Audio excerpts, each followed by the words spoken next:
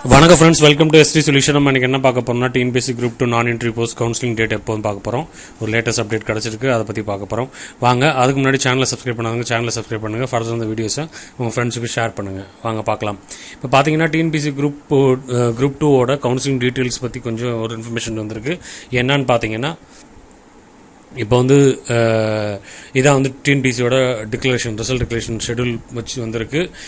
இப்போ பொதுவாக பார்த்தீங்கன்னா, இப்போ இன்றைக்கி என்ன பண்ணியிருக்காங்கன்னா, ஒரு அப்டேட் கொடுத்துருக்காங்க. 34 வந்து பார்த்தீங்கன்னா combined civil service examinations group 1 வந்து குரூப் 1ஓட கவுன்சிலிங், அதாவது குரூப் 1ஓட கவுன்சிலிங் பார்த்தீங்கன்னா அவங்க என்ன சொல்லியிருக்காங்க, டிஎஸ்பி ரேங்க்கில் வந்து ஆளுங்க இல்லை. அதனால் வந்து என்ன பண்ணியிருக்காங்கன்னா 10/5/2024 அன்னைக்கு ஓரல் ஃபேஸ் 2 வந்து அவங்க கமெண்ட்ஸ் பண்ணியிருக்காங்க.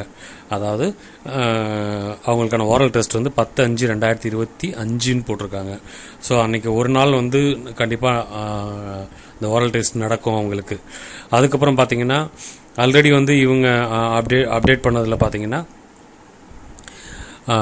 ரெண்டாவது வந்து நம்ம ஸ்கூல் எஜுகேஷன் டிபார்ட்மெண்ட்டில் எஜுகேஷனல் ஆஃபீஸரோட மார்க் வந்து ஆல்ரெடி அப்டேட் பண்ணியிருக்காங்க. ஸோ அதுக்கு இடையில் வந்து இவங்களோட கவுன்சிலிங்கும் இருக்கிறதுக்கு வாய்ப்பு இருக்குது.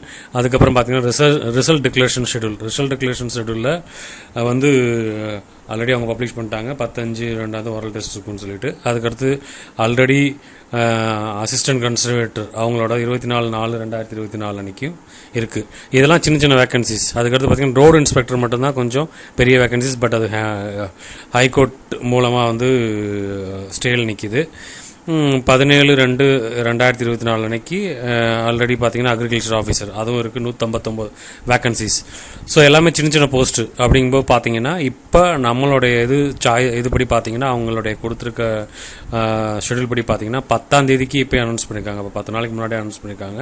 ஸோ இதுக்கு இடையில் நம்மளுடைய கவுன்சிலிங் வரதுக்கான வாய்ப்புகள் ரொம்ப ரொம்ப கம்மி.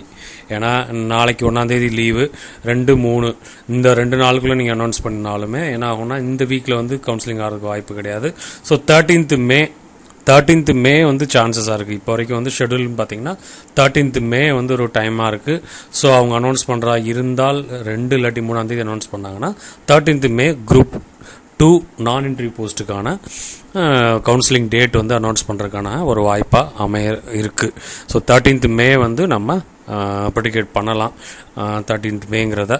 ஸோ இதுதான் உங்களுக்கு கொடுக்க வேண்டிய இன்ஃபர்மேஷன்ஸ். மறக்காமல் சேனல் லைக் பண்ணுங்கள், கமெண்ட் பண்ணுங்கள், ஷேர் பண்ணுங்கள், சப்ஸ்கிரைப் பண்ணுங்கள். ஏதாவது கொரி இருந்தால் வாட்ஸ்அப் நம்பர் யூஸ் பண்ணிக்கங்க. நான் டைம் கிடைக்கும்போது ரிப்ளை பண்ணுறேன். Okay friends, bye from SD solution. Bye.